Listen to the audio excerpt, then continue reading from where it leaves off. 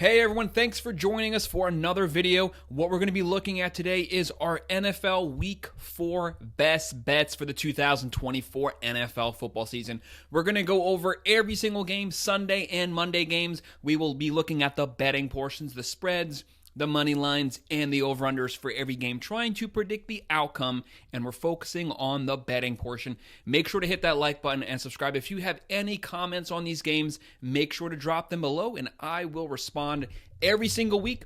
We go over every single college football game. We go over every single NFL game. We break down the betting portion, and we also do predictions videos. Make sure you hit the like button. Make sure you're subscribed so you can follow along with us. Week 3 is in the books.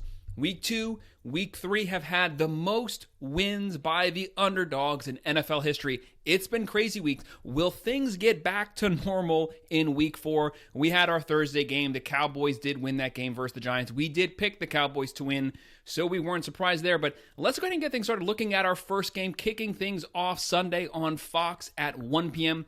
We have the 2-1 New Orleans Saints. They'll be visiting the 1-2 Atlanta Falcons, coming off of a really close loss to the defending champs, the Kansas City Chiefs. Looking at this one, the Saints have a 51.1% chance to win this game, but it's the Falcons who are the Vegas favorites. They're 2.5-point favorites. The over-under is 41.5. We know the Saints got off to about as hot of a start of anyone the first 2 weeks. 2 back-to-back wins over 40 points every single game. They did come back down to earth this past weekend. First 2 weeks, Carr was having an MVP-type season. Kamara's having a great season at the running back position. He's back to his old self. He's running the ball, catching the ball out the backfield. They have Olave. They have a very talented roster. They have a solid defense. Right now, they average 34.3 per game. They only give up 14.7 per game. But the Falcons have actually been getting better every single week. They had an awful Week 1 loss. Then they looked good Week 2. They did lose Week 3, but they looked even better than Week 2. Why? The team is getting more familiar with one another. Kirk Cousins got hurt last season. He's not familiar with the scheme, but he's getting more comfortable with these players every week. They have one of the best offensive rosters. Cousins, Bijan Robinson, Algier, Mooney, Pitts, London. There's talent up and down the field. They're averaging 16.3 per game, but that obviously doesn't give full justice to how talented this roster is, and they're giving up 20.3. I have the Falcons winning one here, seizing the game in the fourth quarter, winning this one 27-20, covering the spread, and I'm going with the over. This next one's going to be a close one. It's going to be a fun one. On Fox at 1 p.m., we have the 1-2 LA Rams. They'll be visiting the 1-2 Chicago Bears. The Bears right now, a 49.7% chance to win this game, but it's the Bears who are actually their favorites. They are right now 3-point favorites. The over-under is 40.5.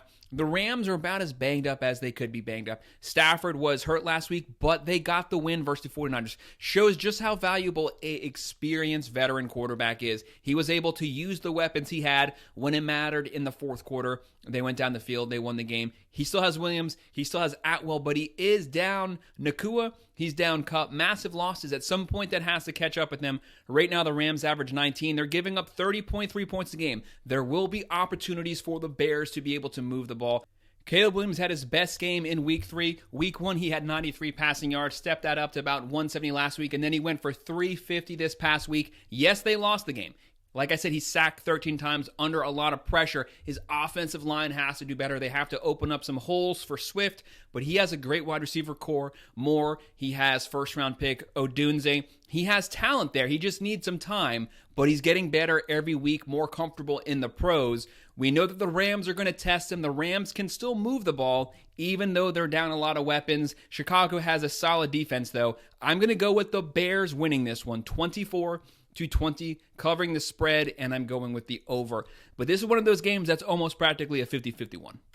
The next matchup we're looking at 1 p.m. on Sunday on CBS, we have the 3-0 undefeated Minnesota Vikings. They'll be playing the 2-1 Green Bay Packers. The Packers have a 55.5% chance to win this game. They are also the Vegas favorites. They are 3-point favorites right now. The over-under is 43.5. This is going to be a close game. For Minnesota, Sam Darnold has been having a great season so far. He's been having a better season than anyone thought he could have had. I'm pretty sure that he's actually the leading passer in the NFL right now. They average 28.3 points a game. Their defense is elite right now. They're only giving up 10 points per game. Solid on both sides of the ball. One of the best quarterback to wide receiver combos so far in the NFL right now with Justin Jefferson. And they also have Jones at running back having a solid season, catching the ball, running the ball. This is an offense that can move the ball, but the Packers, as of right now, we don't know if Jordan Love is playing. That's a massive questionable. He is listed as questionable. He was questionable last week. Malik Willis stepped in, had a solid game throwing and running the ball. Right now, the Packers are very good at running the ball. They average 25 per game, but they're running for 204 yards on the ground. But Minnesota has a solid rush defense. They're only giving up 71.3 on the ground. Green Bay also has a good defense. They're giving up 19.3. If it's Willis, expect a steady dose of running the ball both with him and with Jacobs. But if Jordan Love plays, if he's healthy, fully healthy, not 80%, they're going to have more of a heavy passing focus. They don't want Jordan Love to get hurt. They don't want him running the ball. I'm going to go with Jordan Love playing as of now, but like I said, it's a massive question mark. I have Green Bay winning this one 20-17. That would be a push as of right now, and I would be going under. Our next matchup's also probably going to be a low-scoring one at 1 p.m. We have 3-0 Pittsburgh Steelers versus 1-2 Colts. The Steelers have a 53.8% chance to win this game. They are 2.5-point favorites. The over-under here is 40.5. When you're looking at these two squads, this is going to be an interesting game. The reason that I'm saying that is, of course, there's a quarterback situation with the Steelers. Justin Fields has led them to an undefeated season so far. I don't see any reason why he should not be the starter going forward. Russell Wilson had an awful season last year. I don't know if he is even going to see the field at any point this season. Justin Fields right now closing in on 600 yards passing.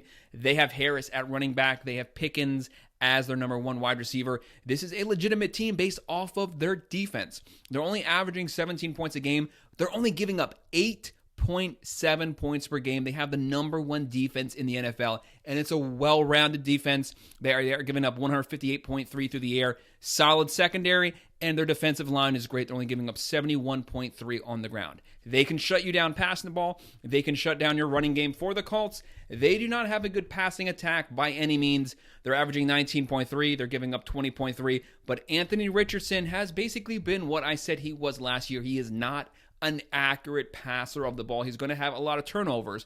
Steelers are going to blitz him. They're going to try to bottle him up in the pocket, force him to have to go vertical, and they have a great secondary. They're probably going to have at least 1 to 2 pickoffs this game, but he does have Jonathan Taylor, who's one of the best weapons in the NFL. He can catch it. He can run it. They have Pierce, but I have to go with the Steelers defense traveling to the Colts. I have the Steelers winning this one 20-16, covering the spread, but I'm going with the under.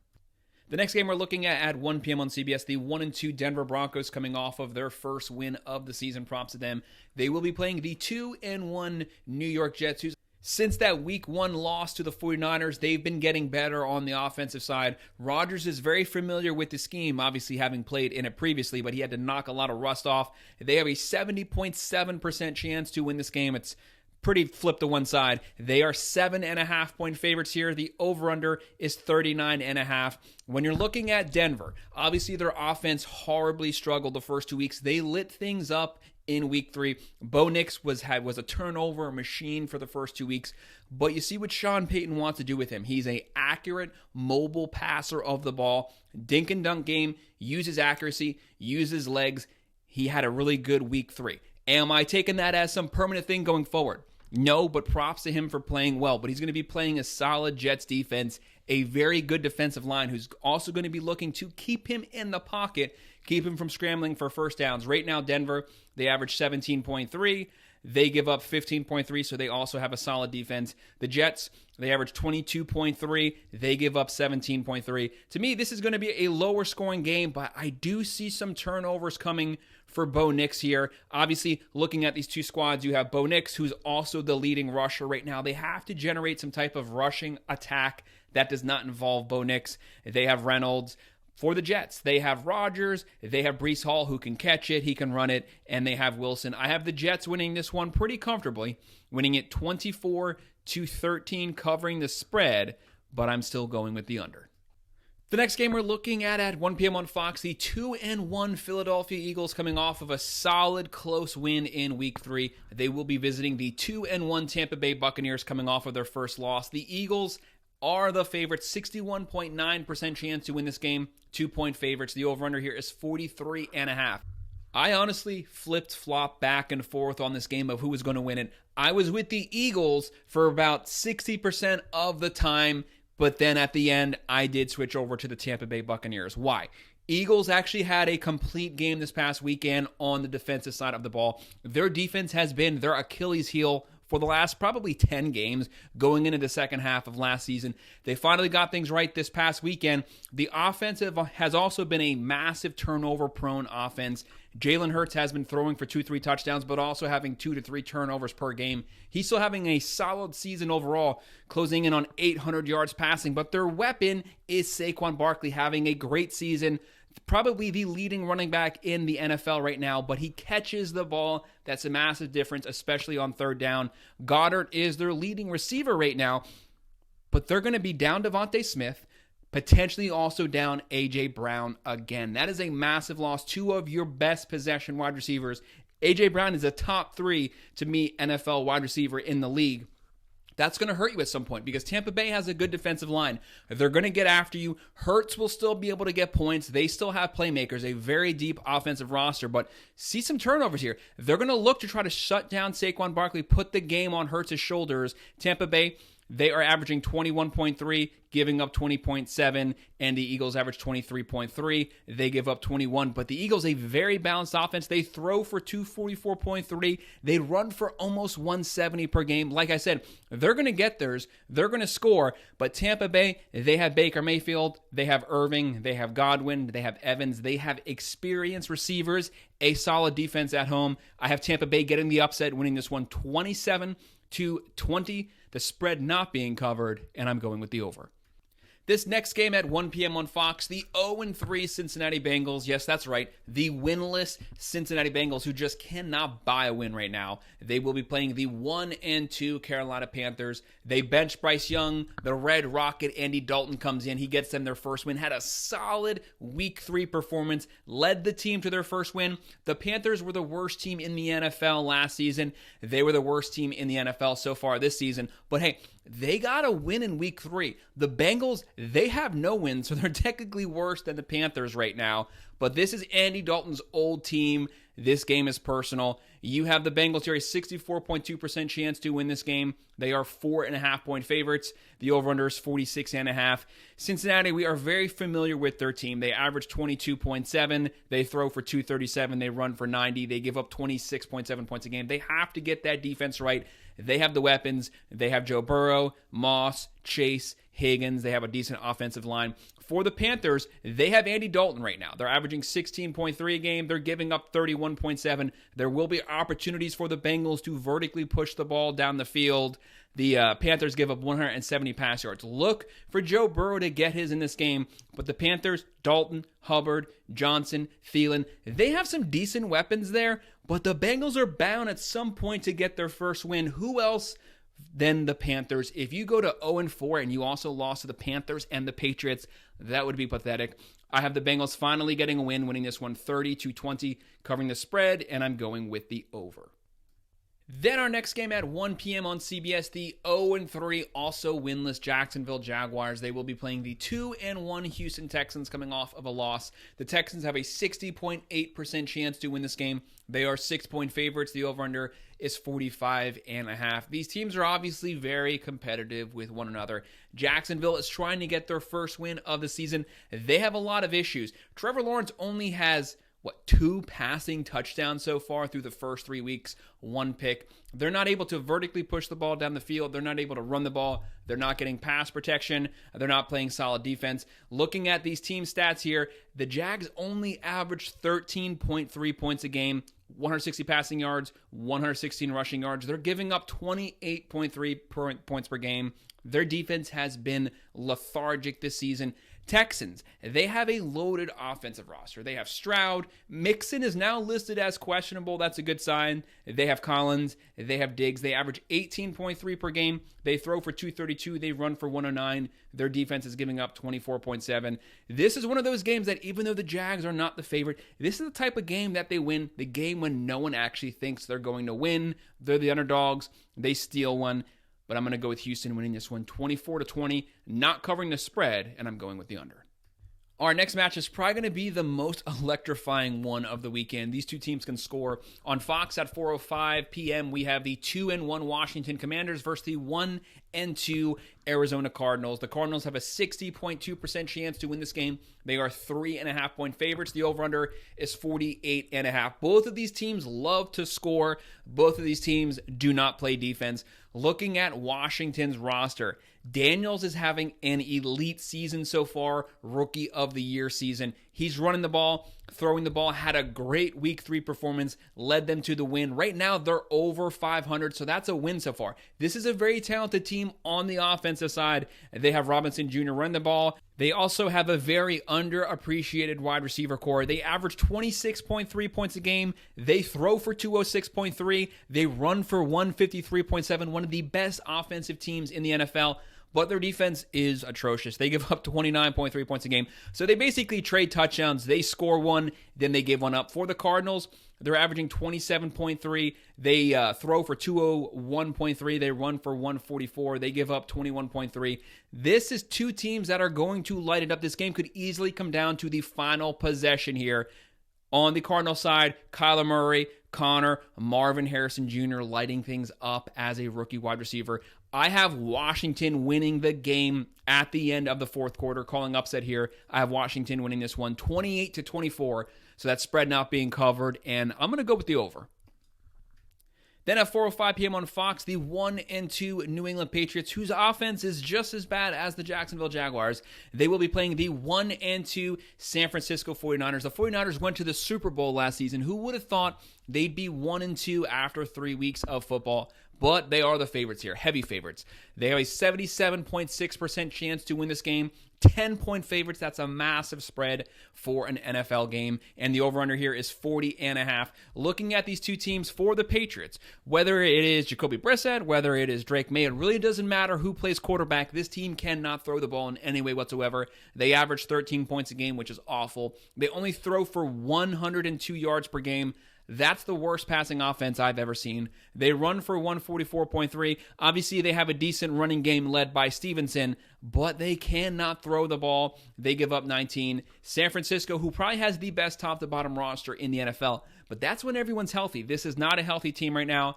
They are down McCaffrey. Debo was hurt. Kittle's hurt. They still have Ayuk. They still have Mason. They still have Jennings. Purdy had a great week 3 performance, put the team on his back. They lost, but he's shown he's able to step up when they're down the pieces. Even with all of those weapons out, this team still has a lot of weapons, and they still have one of the best defenses in the NFL. I have the 49ers winning this one 27-13, covering that massive spread still, and I'm going with the over. Then at 4:25 p.m. on CBS, the 1-2 Cleveland Browns versus the 1-2 Las Vegas Raiders. The Browns, 52.8% chance to win this game. They are the favorite, 2.5-point favorite on the road. The over-under here is 36.5. This is a game I tried to convince myself that the Browns would and could win this game, but I kept convincing myself that they wouldn't win this game. Why?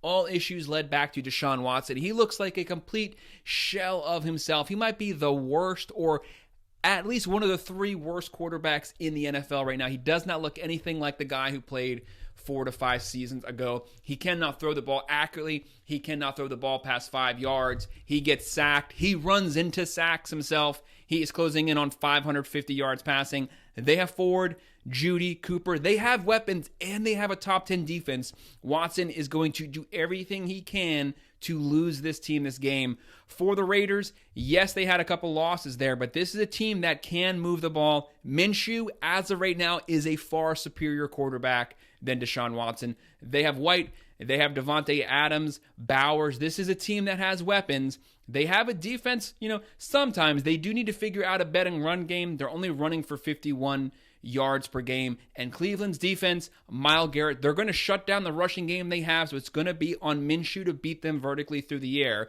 And they're giving up 27 a game. Their defense is much better than that, but they haven't played well so far. But I still have the Raiders winning this one in a close one, 20-17, the spread not being covered, and I'm going with the over.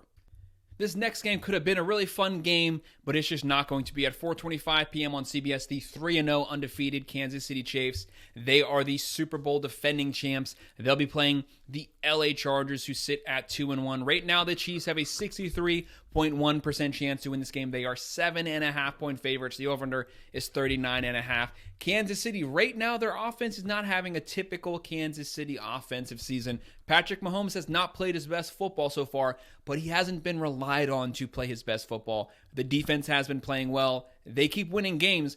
If this game comes down to one final drive, we know that he can get the touchdown. That's who he is. He just hasn't had to so far this season. But they have the weapons. They have Mahomes.